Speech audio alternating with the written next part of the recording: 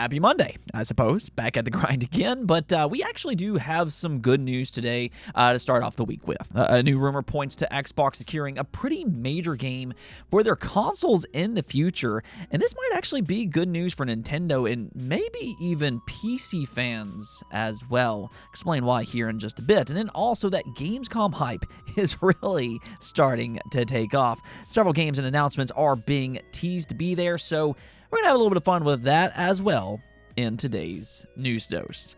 To get things started off, though, Assassin's Creed Mirage has now officially gone gold, which typically signifies the release date is pretty much set in stone. In this case, however, it's a little bit different just because Ubisoft is so confident in their release date that they actually moved it up by 1 week. It was previously planned for an October 12th release, but instead you'll now be able to play 1 week earlier on October 5th. This does give them a little bit more breathing room with Spider-Man 2 releasing later in the same month on October 20th. You know, Spider-Man 2 likely will be one of the biggest launches for the entire year, so I think it's smart for Ubisoft to kind of give this game a little bit of separation. Mirage is also reportedly shorter than some of the previous entries as well, with its estimated completion time being about 20 to 30 hours.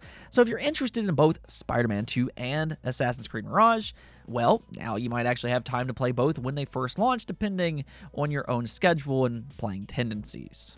Now, we also got an update for Forza over the weekend, which has caused a lot of discussion online, and not necessarily with just Forza alone, but really Xbox's policy. We'll get into that here in just a second, but Turn 10 revealed a few features that's been in past games that won't make the launch for Forza Motorsports later this year. We can actually take a look where Turn 10 said this. Having players come into a featured multiplayer event and taking player slots and then spectating, it's not really the racing we had intended. Similarly, racing with AI in featured multiplayer with all its potential impacts on your safety rating also didn't make a whole lot of sense to have it and is not going to be available for us at launch.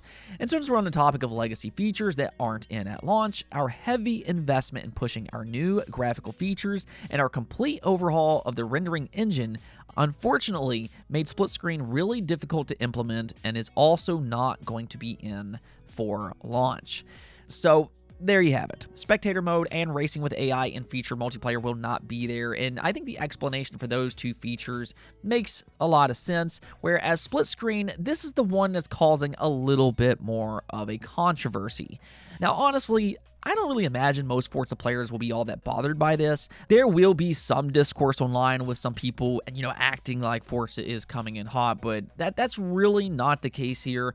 Forza is looking really, really good. So I have absolutely zero concerns when it comes to this game. But the timing of this announcement is interesting because we are starting to see a trend when it comes to Xbox games, and that's in regards to split screen. We've seen a few games on Xbox now struggle to implement split screen. Halo Infinite never could get it working properly, and then you also have Baldur's Gate 3, which was delayed for the exact same reason, with the studio pointing at the Xbox Series S specifically. Now, to be fair, in Forza's situation, it is a graphically demanding game with ray tracing, 4K resolution, and 60 frames per second gameplay. Turn 10 is really trying to push the boundaries of the Xbox Series X. So there's no guarantee that the lack of split screen is the Xbox Series S's fault. It's really just the timing of this announcement that stands out here. But I will say this much. If it is an Xbox Series S problem, and that is an if, but if it is, I do kind of wonder if Xbox should change their parity clause. Right now, if a developer has split screen in their game, they can't release it until they get it working on both the Xbox Series X and the Xbox Series S. Again, that's why Baldur's Gate 3 was delayed. It's working fine on the Series X, but the Series S is having some issues with split screen. And now you have to kind of wonder, is this also why Halo Infinite had to cancel its split screen as well? And could it possibly be the reason Forza is delaying theirs? Is this a legitimate Xbox Series S problem?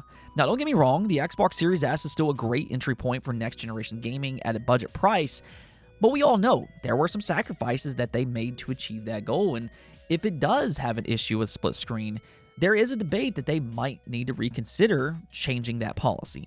Truth be told, split screen is a very niche feature in today's world, but if Xbox Series X players want that feature and they have to suffer because the Xbox Series S, that policy might be a question that needs to be addressed. I mean, sure, if they got rid of that policy, it might be a bad look for them, but so long as these games come to the Xbox Series S as well, I think most people will be satisfying. Losing split screen on the Xbox Series S, just kind of ensuring that future games will come to this platform and it won't be delayed, I don't think would be a major issue, especially considering how niche this feature is. But let me know what you all think about this. Do you think Xbox should change their policy or keep it as is and just figure it out, even if that means canceling split screen in some games outright?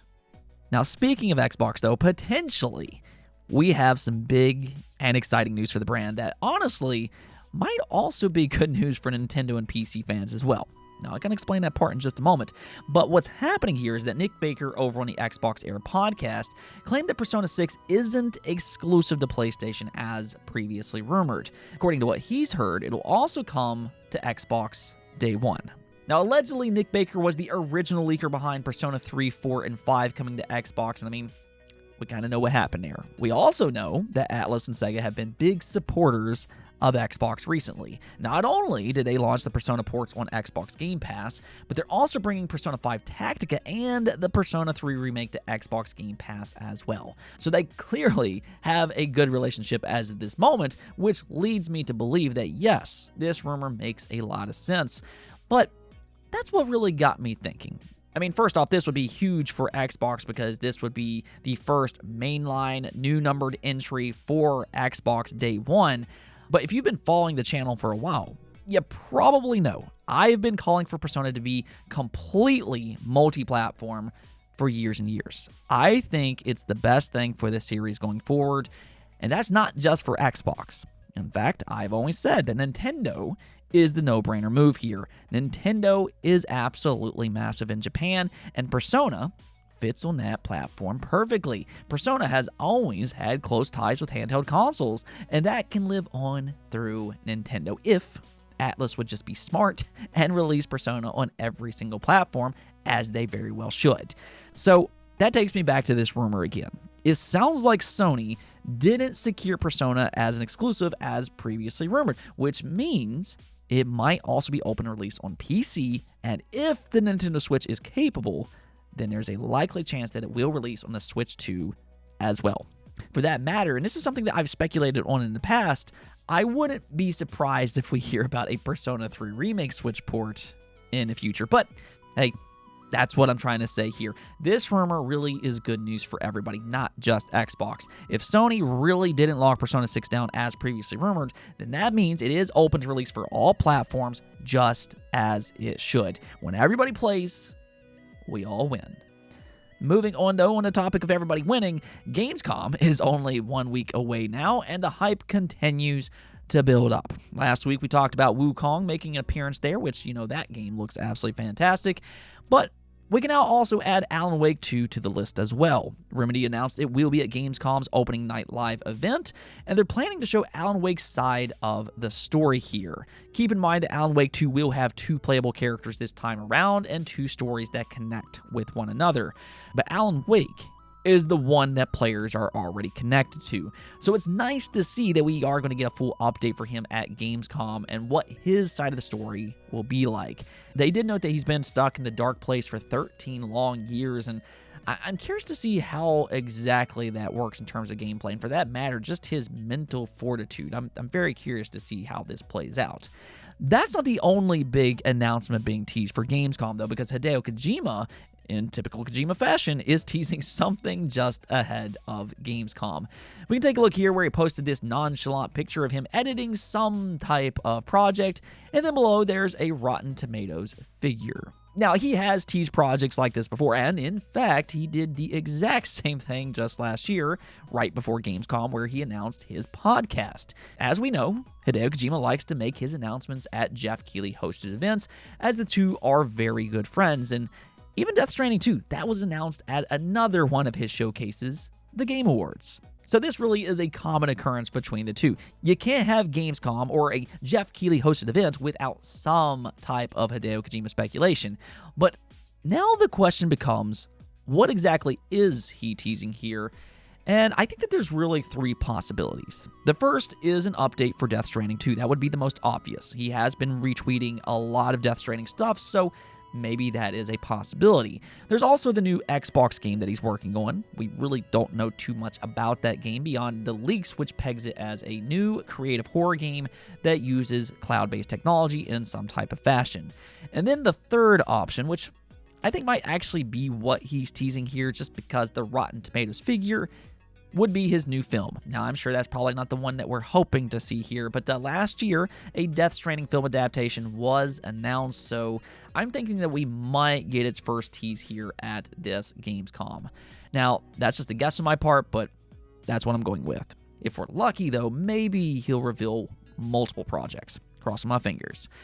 The last interesting Gamescom announcement to keep an eye on, though, is with Stalker 2. Now, we already knew about this game being confirmed to be there. We talked about this last week. But interestingly enough, a German store changed its release date to December 1st. Now, reportedly, this storefront has leaked release dates in the past, but what kind of makes this one stand out is that placeholders are typically set for December 31st. So to see it change to a more precise date does kind of make you wonder, are they about to make its release date official at Gamescom? Now, personally, I wouldn't hold my breath for this one, but this would be a big and surprising 2023 release if it turns out to be true. I think most people kind of gave up on it releasing this year, but hey, I guess we'll see soon enough. Either which way, though, Gamescom is certainly sounding like a must-watch showcase. Very excited for next week. Now, one last quick update for today. Baldur's Gate 3 continues to just have insane success. We talked a lot about this last week, but it just will not stop. Baldur's Gate 3, as of this video, is now the highest rated PC game ever made with a 97 overall score. It sits just ahead of Disco Elysium and Half-Life 2. Some very good company there, I have to say, but it is important to keep in mind things could still change. Right now, it has 31 reviews as of this recording, and if one single outlet gives it a bad score, that could be the end of it. But, I mean, to be fair here, it does already have more reviews than Disco Elysium, which only has 11. So the fact that Baldur's Gate 3 has a 97 with almost triple the reviews, it's impressive no matter how you slice it. Larian Studios did it once again with another spectacular RPG. Let's go take a look at the poll of the day, though, and piggybacking off that Forza story from earlier, I wanted to ask you all, do you regularly play split screen in modern games? And I think the results here were pretty expected, but as you can see, the vast majority does not. 69% of you all said no, whereas 18% said rarely, and then 11% of you said yes. So, I mean, there is a portion of gamers out there that likes split screen and still plays it, but it's one of those features that's been diminished over time. Most games just don't offer it anymore, and I think online gaming has kind of replaced it to some extent. Now, I will say Nintendo is the one company that still implements split screen rather well. Mario Kart is always a blast to play. For my household, though, I can't really think of the last time that we've played split screen per se, but we do tend to play party games. Mario Party and Overcooked 2 are some of our household favorites. But this is kind of sad to think about. Split screen is a feature that is rarely seen in games anymore, and it was a big part of my childhood. I grew up playing a lot of split screen games with my family, especially on the Nintendo 64, but as games have become more demanding, and we've seen the demand for this feature kind of decrease over time, it explains why developers have put less of an emphasis on this feature. Anyways, though, that's it for this episode, but if you liked the video, don't forget to pound the notification and subscribe button for more content just like this. Also, if you'd like to support the channel through Patreon, thank you for making this content possible. Peace out.